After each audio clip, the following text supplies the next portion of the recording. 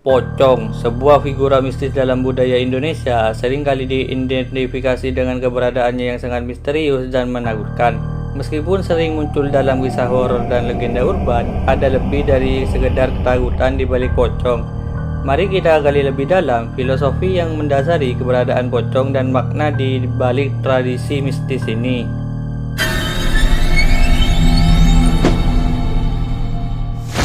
Mari kita awali terlebih dahulu asal-usul pocong ini berada. Ada yang bercerita, hantu pocong berasal dari orang yang meninggal dunia, di mana saat dikubur, kain kafan mayat tersebut tidak dibuka, sehingga arwahnya penasaran dan bergentayangan menjadi pocong. Bahkan, ada yang bilang hantu pocong selalu minta tolong untuk dibukakan talinya, agar arwahnya tidak gentayangan lagi. Biasanya, hantu pocong digambarkan dengan penampilan yang menyeramkan dengan wajah yang hitam dan mata merah, atau wajah rata dengan mata yang berongga. Menurut mitos, kemunculan hantu pocong terjadi sekitar 40 hari setelah kematian seseorang. Mayat ini diyakini menjadi manusia untuk membantu melepaskan ikatan tali kain kafannya supaya dapat bebas menuju alam akhirat. Kemunculan pocong ini ditandai dengan munculnya asap di kuburan seseorang. Konon, asap ini berubah menjadi sosok kecil yang menyebar ke arah kaki dan kepala mayat. Kemudian berubah wujud menjadi pocong dan menghantui masyarakat. Kenapa harus melepas tali pocong? Menurut Ustadz Khalid Basmalah, memang ada anjuran atau sunnah untuk membuka tali pocong agar wajah mayat tersebut bisa menyentuh tanah. Adapun bila tidak dilakukan pun tak masalah. Tidak ada pengaruhnya bagi ahli kubur, juga tak akan menjadi dosa bagi orang yang menguburkannya. Pocong menurut Ustadz Muhammad Faizar mengatakan tidak ada jin yang dilahirkan dalam wujud pocong, kuntilanak, atau yang semisalnya. Lihat aja di negeri kita di masa kepemimpinan Majapahit, dulu tidak ada hantu pocong. Mengapa demikian? Karena di masa Majapahit manusia meninggal tidak menggunakan kain kafan. Jadi sebenarnya mitos-mitos hantu pocong itu penghinaan terhadap syariat Islam. Karena penggunaan kain kafan upaya memuliakan jenazah kaum muslimin, namun hal tersebut dijadikan sebagai hantu-hantuan yang menakut-nakuti orang-orang. Mitos tentang pocong memang cukup terkenal di Indonesia, khususnya di Pulau Sumatera dan Jawa. Oleh karena masyarakat Jawa lebih mempercayai adanya pocong, itulah ia dianggap sebagai salah satu memedi Jawa. Namun, benarkah wujud pocong memang beragam seperti yang ada di film-film? Ataukah ada mitos lain yang dapat memastikan perwujudan hantu pocong?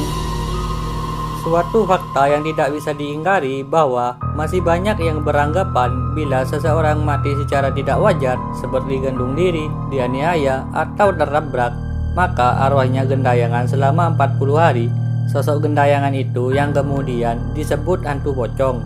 Lalu, apa sebenarnya sosok yang oleh orang-orang disebut sebagai hantu pocong menurut pandangan Islam? Sebelumnya, perlu saya sampaikan bahwa arwah orang yang telah meninggal dunia ketika keluar dari jasad akan berada pada suatu tempat sesuai dengan derajat dan amal orang tersebut. Perbedaan tentang arwah mereka sebagaimana disebutkan dalam hadis riwayat Imam Muslim sebagai berikut. Arwah para nabi bertempat di surga dengan menikmati segala kenikmatannya. Arwah para syuhada berada pada perut burung hijau yang berlalu lalang di surga sembari menikmati makanan dan minuman.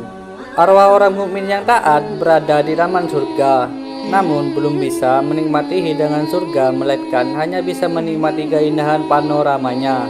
Arwah orang mukmin yang durhaka berada di ruang angkasa antara bumi dan langit.